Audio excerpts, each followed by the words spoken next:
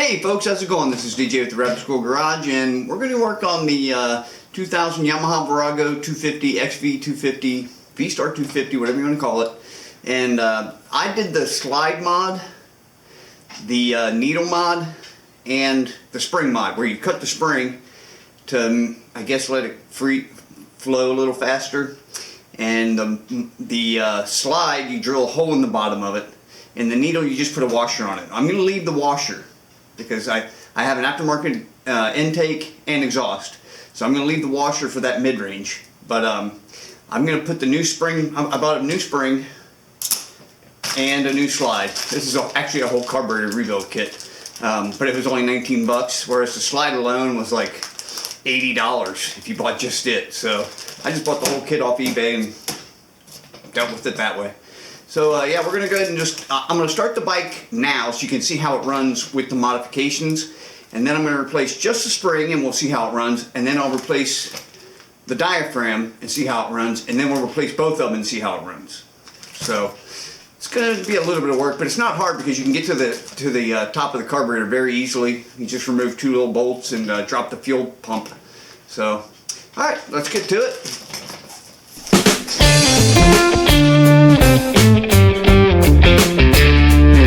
Alright, we're going to work on this too because I forgot about it. This throttle is really stiff, and I don't know if it's because of the cable or because of the handle grip, the hand grip. So what I'm going to do is I'm going to remove the bar end mirror and see if that makes a difference.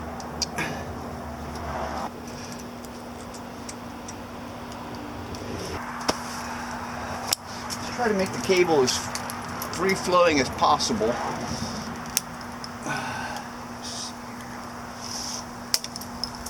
Okay. Still stiff. Why is it so stiff? Let's get the hand grip off then.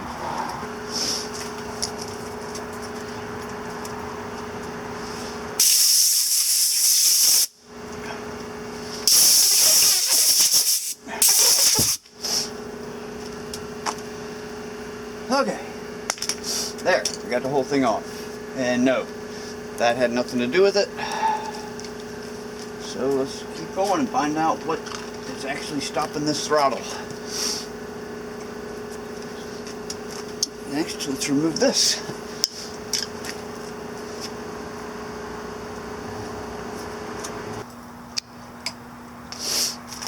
We're going to take it out and see if it's the throttle or the cable.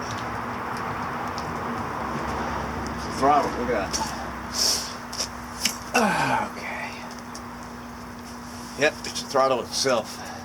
I mean, you see how hard that is to turn? Look at that.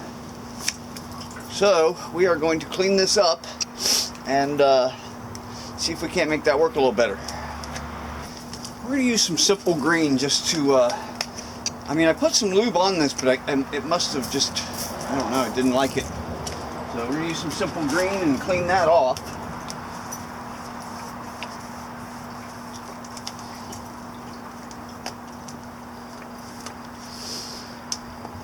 Go. It's nice and clean. Now we're going to do the same thing to the inside of the throttle handle.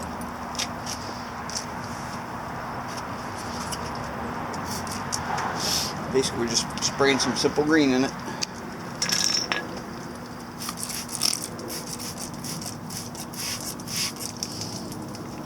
Alright. Take a toothbrush. Just scrub it on the inside a little bit. See, just a toothbrush. Getting rid of all that old, what was supposed to be lubricant, turned out to be not be. So, alright, I'm going to take this in the house and rinse it off real quick. Alright, let's try it now. I've got both of them cleaned off. They're completely clean. There's no lube or anything in any of them. So, let's see what it does. Yeah, it's still stiff. Alright, I figured it might be, so I've got some sandpaper here. It's 1000 grit, and I'm just going to go over this and try to make it a little bit more smooth.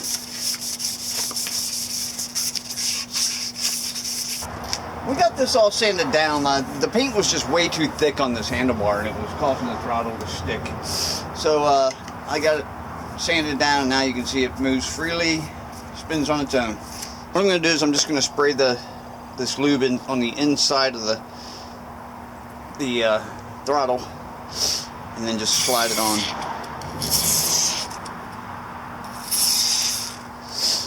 Okay, this is spray and stay gel lubricant, no drip formula. This works pretty good, so let's get it on there. Yeah, works great now. Okay, you can spin it. Exactly what we wanted. All right, let's get that all put back together and get on to the main topic, which was replacing the spring in the diaphragm. So let's just get this put back together real quick. Air works great when you're trying to put hand grips on. You just shove the air up in there a little bit and just keep going like that, and it'll eventually right on. See?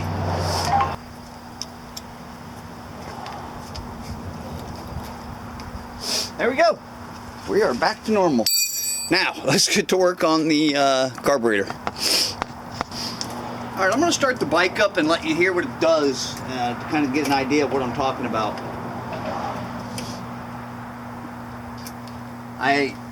All of my changes are still there. The cut spring, the drilled diaphragm, and the washer on the main needle.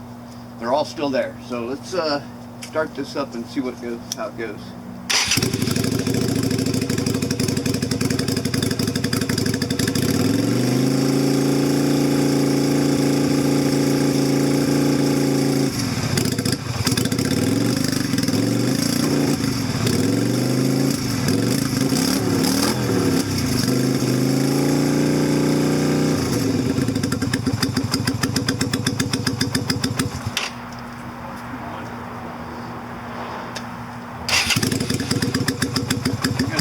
Warm up. It's cold out here. It's about 40 degrees.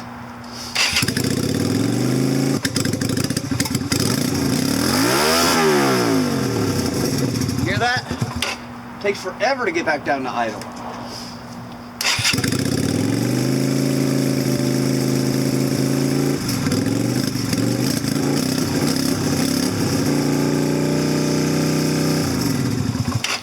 And I don't know if you can hear it, but anytime I give it throttle, it dies. So I think that drilling the hole in the diaphragm is causing that.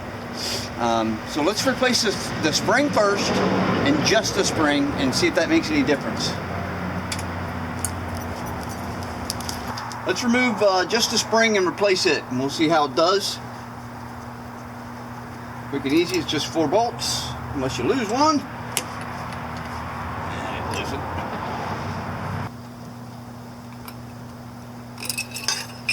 Okay, and there's the spring, just that quick and easy. And this is the spring I just bought. You can see it's only slightly, I mean, just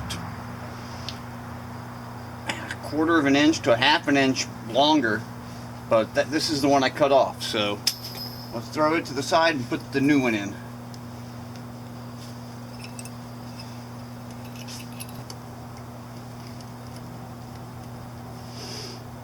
Okay, we've replaced just the spring. Let's see how it does. Hear how rough that idle is? I think it's because of that hole in the slide.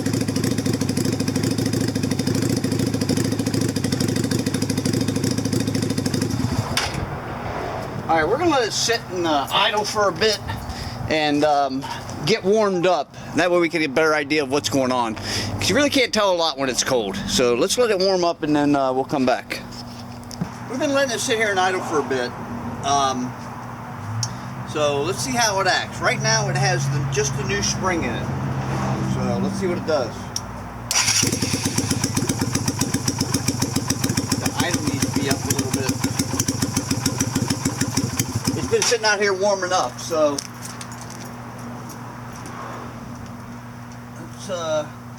raise the idle just a bit. Okay, I'm going to show you what I'm talking about with this throttle. You hear how that's doing that right there? It's revving up, and then it goes back to idle. Revs up and goes back to idle. What I believe is happening is that fuel is getting stuck up inside the slide. See that? So now I'm going to replace the slide. Alright, so I don't know if you heard that, but it was going up and down for idle. And I believe what's happening is that slide is getting filled with gas and then letting it all back out. Filling with gas and then letting it all back out. So I'm going to replace the slide and leave the stock spring in it. So basically everything will be back to stock. And we'll see if it does the same thing. Alright, we've replaced just the spring. So it has a brand new spring, original spring.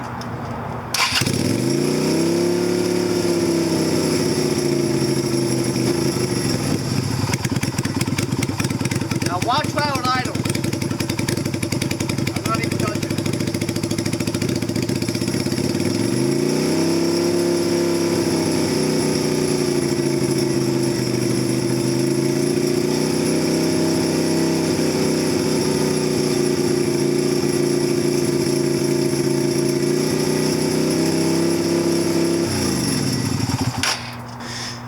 Okay, so you can hear the revs going up and down, right?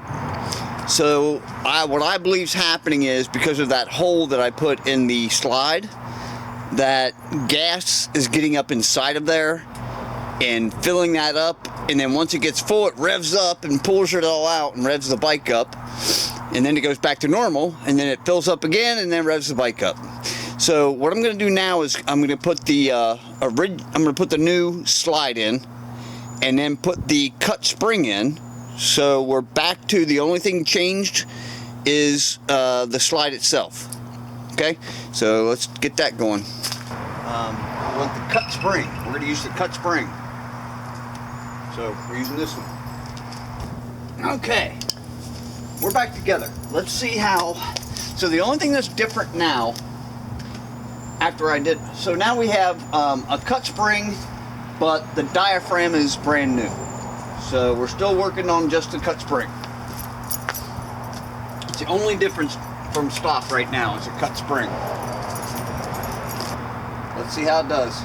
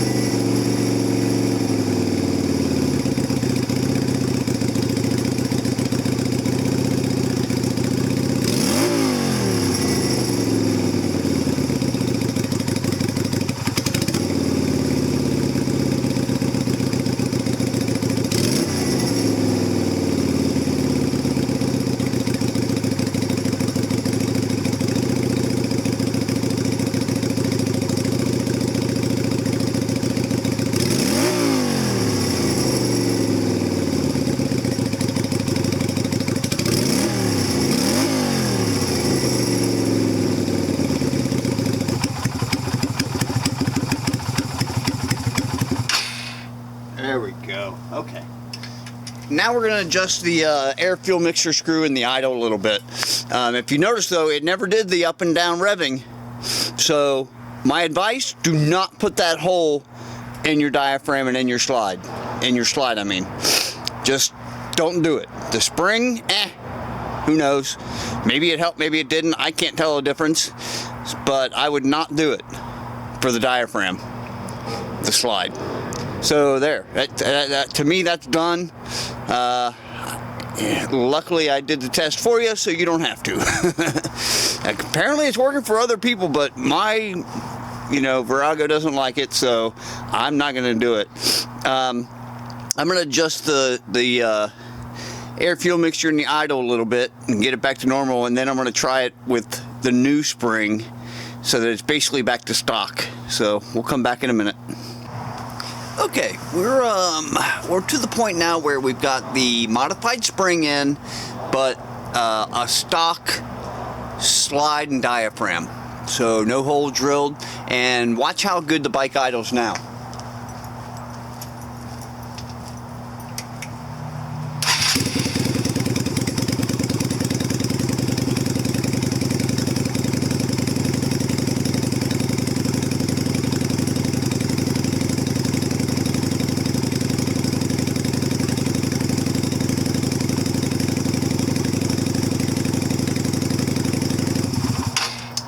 So there you go. That hole in the diaphragm was causing a lot of issues.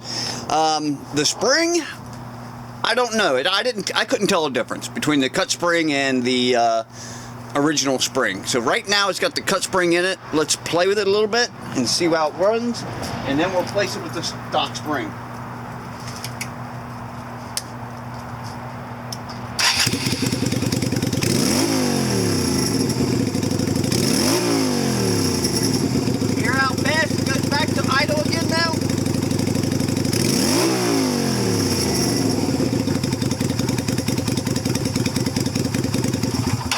Alright, that was 3 revs with the cut spring in it. But you hear how much faster it goes back to idle now than when it did before? So let's put the stock spring back in and see what happens.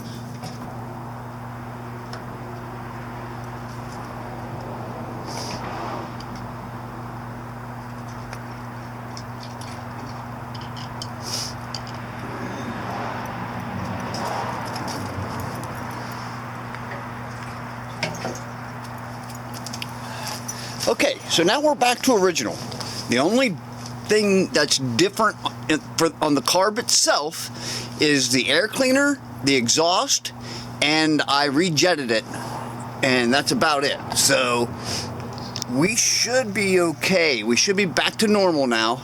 The whole top of the carb is back to stock, so I'll see how it runs. Sits and idles perfectly.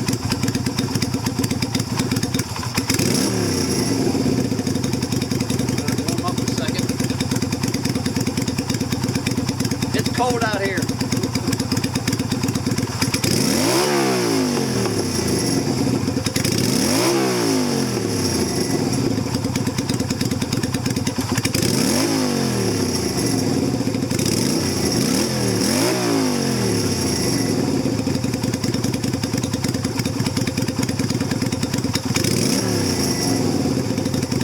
I need a little bit of adjustment.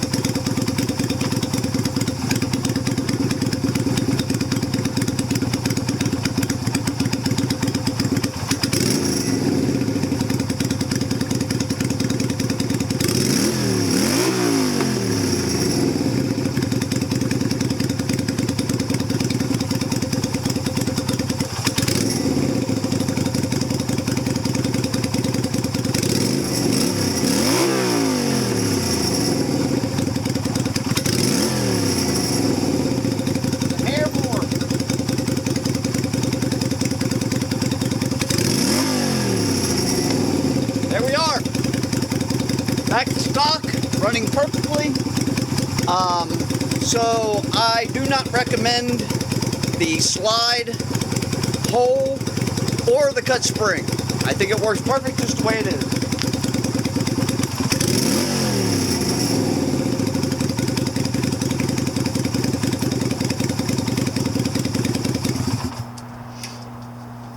Alright, well there it is, folks. We're back to stock on the carburetor, at the top of the carburetor. The only thing that's different from stock now are the jets. So we put a new spring in, an original spring, and we put a new diaphragm and slide in original. So the bike runs a lot better now. Actually it ran like it did before I started making those modifications to the spring and the diaphragm, or the slide. I do not recommend drilling the hole in the slide. Period, point blank. Don't drill the hole. That's just my recommendation. Your mileage may vary, but I am warning you now, don't do it. You can get a new kit on eBay for 20 bucks if you do it and find out that you run into the same problem I did. So yeah, 20 bucks if you're willing to spend it, but I don't recommend that at all. The spring, I don't know. I couldn't really tell much difference between the cut spring and the stock spring. So, I'll leave that one up to you. I would say leave it stock just for the heck of it. But yeah, so that's it. If you like the video, go ahead and click the like button, the thumbs up, and please subscribe to the channel.